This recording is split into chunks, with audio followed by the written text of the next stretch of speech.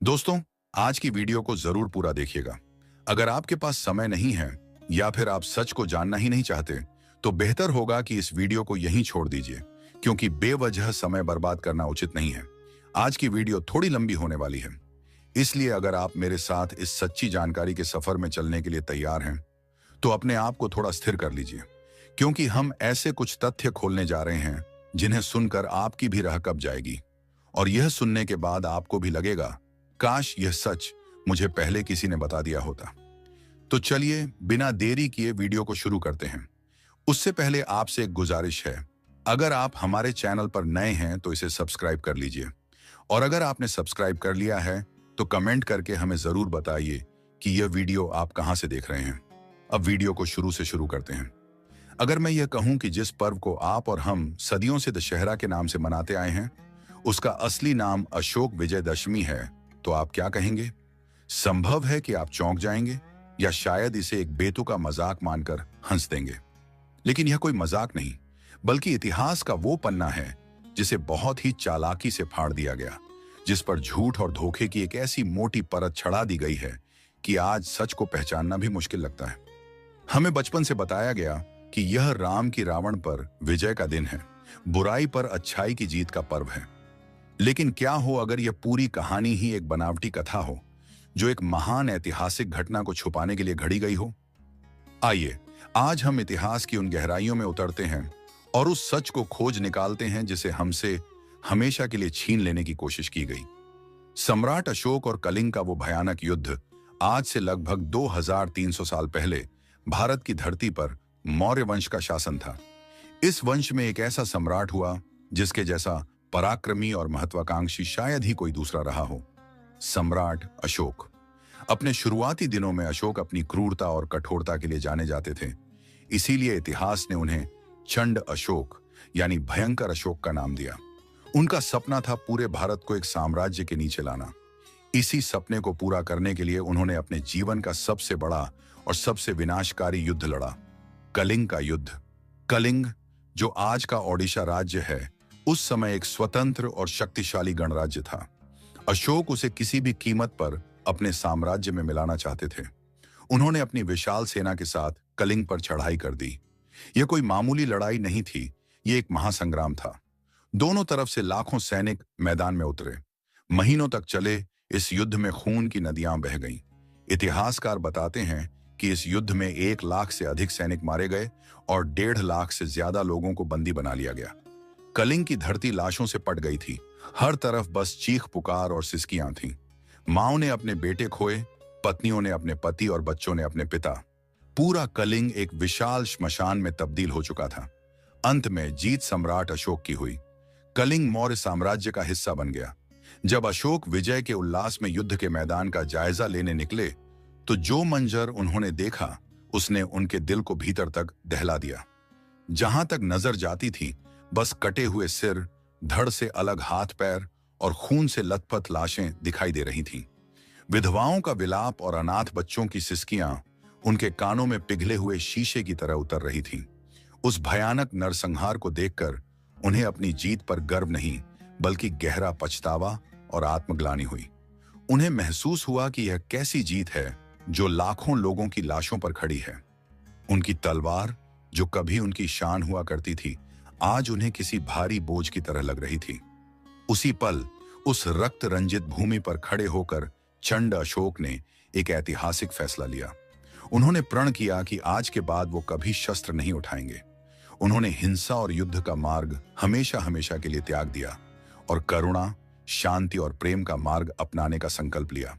यह मार्ग उन्हें तथागत गौतम बुद्ध के सिद्धांतों की ओर ले गया। कलिंग युद्ध में विजय पाने के ठीक 10वें दिन यानी दशमी के दिन सम्राट अशोक ने अपने जीवन की सबसे बड़ी घोषणा की। उन्होंने पाटलिपुत्र में एक विशाल समारोह का आयोजन किया, जिसमें उनका पूरा राज परिवार, मंत्री, सेनापति और लाखों की प्रजा शामिल हुई। उसी दिन सम्राट अशोक ने विधिवत रूप से बौद्ध धर्म की दीक्षा ली। उन्होंने अपने सभी शस्त्रों को त्याग दिया और शांति का संकल्प लिया। यह केवल एक व्यक्ति का धर्म परिवर्तन नहीं था, यह एक साम्राज्य की नीति का परिवर्तन था। यह उस दिन की याद थी जब एक विजेता सम्राट ने युद्ध की विजय को नहीं, बल्कि अपनी अंतरात्मा की आवाज को चुना। यह हिंसा पर अहिंसा की जीत थी, नफरत पर प्रेम की जीत थी और शस्त्र पर शास्त्र की जीत थी। इतिहास में उस दिन को एक महान पर्व के रूप में मनाया गया और उसे नाम दिया गया अशोक विजयदशमी।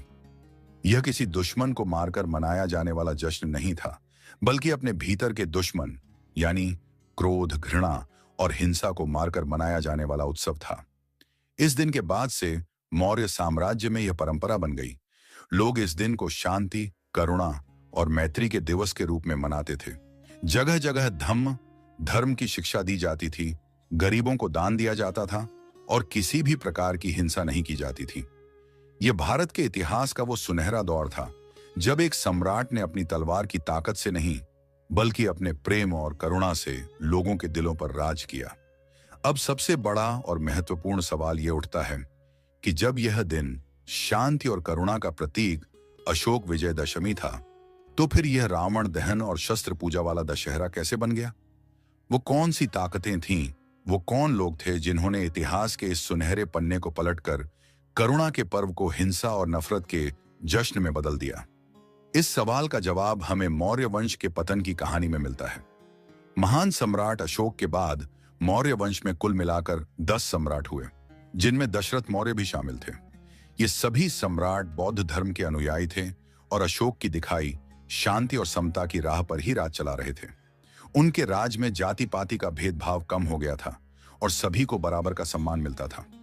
बौद्ध विहारों और संघों को राजकीय संरक्षण प्राप्त था। यह बात उस समय की ब्राह्मणवादी और मनुवादी व्यवस्था के ठेकेदारों को बिल्कुल भी पसंद नहीं आ रही थी। उन्हें लग रहा था कि बौद्ध धर्म के प्रभाव के कारण उनकी सत्ता और वर्चस्व खतरे में पड़ गया है। वे मौके की तलाश में थे कि कब मौर्य वंश को जड़ से उखाड़ फेंका जाए और फिर से अपनी वर्ण व्यवस्था आधारित सत्ता स्थापित की जाए। और फिर वो दिन आया। मौर्य वंश के आखिरी सम्राट का नाम था बृहद्रथ। उनके सेनापति का नाम था पुष्यमित्र शुंग। पुष्यमित्र शुंग एक कट्टर ब्राह्मणवादी था और उसे बौद्धों और उनकी समतावादी विचारधारा से सख्त नफरत थी। उसने एक दिन एक घिनौनी साजिश रची। एक दिन जब सम्राट बृहद्रथ अपनी सेना का निरीक्षण कर रहे थे, तो उसी समय उनके अपने ही सेनापति पुष्यमित्र शुंग ने उनकी पीठ में छुरा घोंपकर उनकी हत्या कर दी। इस तरह भारत के सबसे महान और समतावादी राजवंश मौर्य वंश का अंत हो गया। सत्ता में आते ही पुष्यमित्र शुंग ने अपना असली रंग दिखाना शुरू कर दिया। उसने बौद्धों पर भयानक अत्याचार किए। ऐतिहासिक ग्रंथ दिव्यावदान के अनुसार पुष्यमित्र शुंग ने घोषणा की थी कि जो कोई उसे एक बौद्ध भिक्षु का सिर लाकर देगा, उसे वो 100 सोने की मुद्राएं देगा। उसने हजारों बौद्ध विहारों को तोड़कर खंडहर बना दिया और अनगिनत बौद्ध भिक्षुओं का बेरहमी से कत्लेआम करवाया। उसका एकमात्र लक्ष्य था कि भारत की धरती से बौद्ध विचारधारा और मौर्य वंश की हर याद को हमेशा के लिए मिटा दिया जाए। लेकिन उसकी नफरत यहीं खत्म नहीं हुई। वो मौर्य वंश का सिर्फ नाश ही नहीं, बल्कि उनका सार्वजनिक अपमान भी करना चाहता था। उसने मौर्य वंश के उन 10 सम्राटों का अपमान करने के लिए एक शैतानी योजना बनाई जो अशोक के बाद हुए थे। उसने एक बड़ा सा पुतला बनवाया और उस पर एक नहीं बल्कि 10 सिर लगवाए। ये 10 सिर मौर्य वंश के उन 10 राजाओं के प्रतीक थे। और फिर उसने ठीक उसी दिन यानी अशोक विजयदशमी के दिन उस 10 सिर वाले पुतले को लाखों लोगों के सामने आग लगाकर जलाया। यह मौर्य सम्राटों का अपमान था। यह बौद्ध विचारधारा का अपमान था। यह सम्राट अशोक की अहिंसा की विरासत का अपमान था। उसने उस दिन को अपनी विजय के रूप में मनाया और धीरे धीरे यही परंपरा आगे चलकर रावण दहन में बदल गई। 10 सिर वाले मौर्य सम्राटों के प्रतीक को 10 सिर वाले रावण की कहानी से जोड़ दिया गया और अशोक विजयदशमी के शांतिपूर्ण पर्व को एक हिंसक जश्न में तब्दील कर दिया गया। 2 तस्वीरें, आप किसे चुनेंगे? इस पूरे ऐतिहासिक सच को जानने के बाद अब आप खुद सोचिए। आपके सामने 2 तस्वीरें हैं। एक महान सम्राट है जो दुनिया के एक बड़े हिस्से को जीतने के बाद भी युद्ध की आग को देखकर कांप उठता है। उसे अपनी जीत में लाखों लोगों का दर्द दिखाई देता है। वो अपनी खून से सनी तलवार फेंक देता है और हमेशा के लिए शांति, प्रेम और करुणा के मार्ग पर चल पड़ता है। उसके साथ लाखों लोग हिंसा छोड़कर इंसानियत को अपनाते हैं। यह तस्वीर शांति की है, आत्म विजय की है और सच्ची इंसानियत की है। यह तस्वीर है अशोक विजयदशमी की। एक पुतले को बनाया जा रहा है जिसे 10 सिरों वाला राक्षस बताया जा रहा है। उसे जलाने के लिए एक बड़ी भीड़ इकट्ठा हुई है। जैसे ही उस पुतले में आग लगाई जाती है, भीड़ जोर जोर से चिल्लाकर जश्न मनाती है, तालियां बजाती है। कहा जा रहा है कि यही है बुराई पर अच्छाई की विजय। ये तस्वीर नफरत की है, बदले की है, हिंसा के महिमा मंडन की है और एक बहुत बड़े ऐतिहासिक धोखे की है। ये तस्वीर है दशहरे की। अब आप खुद ईमानदारी से तय कीजिए, भारत की असली पहचान, भारत की आत्मा किस तस्वीर में बसती है? शांति और करुणा वाले सम्राट अशोक में, या एक पुतले को जलाने की हिंसक परंपरा में? क्या किसी को जलाकर, मारकर या खत्म करके मिलने वाली खुशी सच्ची खुशी हो सकती है? तथागत बुद्ध और सम्राट अशोक ने हमें सिखाया कि असली विजय किसी और को हराने में नहीं, बल्कि अपने मन के विकारों को जीतने में है। बाबा साहब अंबेडकर और अशोक विजयदशमी का पुनर्जागरण यह है वो असली सच, जिसे मनुवादी ताकतों ने बड़ी चालाकी से हमसे छुपा लिया। उन्होंने न केवल एक ऐतिहासिक दिन का ब्राह्मणीकरण किया, बल्कि हमारे नायकों को खलनायक बना दिया और अपनी नफरत को हमारी परंपरा का नाम दे दिया।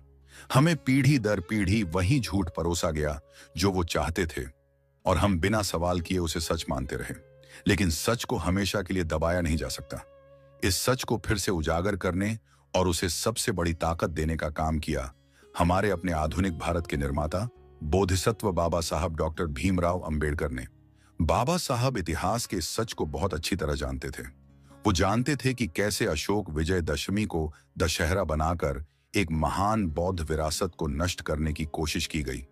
इसीलिए जब उन्होंने हिंदू धर्म की जातिवादी और असमान व्यवस्था को त्याग कर अपने लाखों अनुयायियों के साथ बौद्ध धर्म अपनाने का फैसला किया, तो उन्होंने जानबूझकर 14 अक्टूबर 1956 का दिन चुना।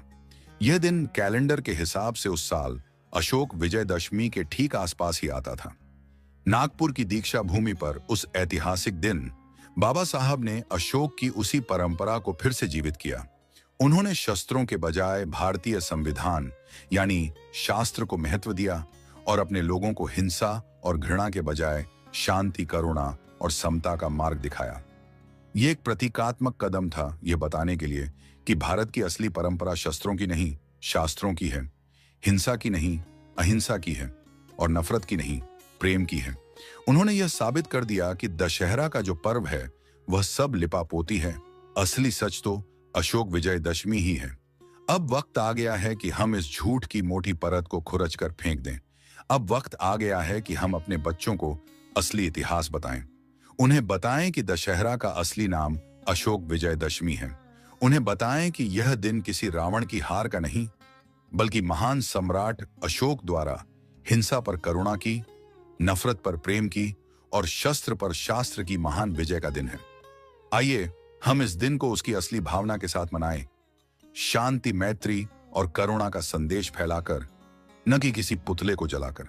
असली विजय मनाने में नहीं, बल्कि बनाने में है। दोस्तों, ये जानकारी आपको कैसी लगी? कमेंट करके हमें जरूर बताइए। अगर आप इस जानकारी से सहमत हैं, तो अपने सगे संबंधियों और दोस्तों के बीच इस वीडियो को शेयर करना मत भूलिए। आपके मन में भी अगर कोई सवाल है तो बेझिझक कमेंट में पूछें, हम जरूर उसका जवाब देंगे। तो मिलते हैं अगले वीडियो में एक नई जानकारी, एक रोचक तथ्य और ऐसे इतिहास के साथ जिसे मनुवादी व्यवस्था ने या तो मिटा दिया या फिर अपने हिसाब से बदल डाला। चलते हैं। जय भीम।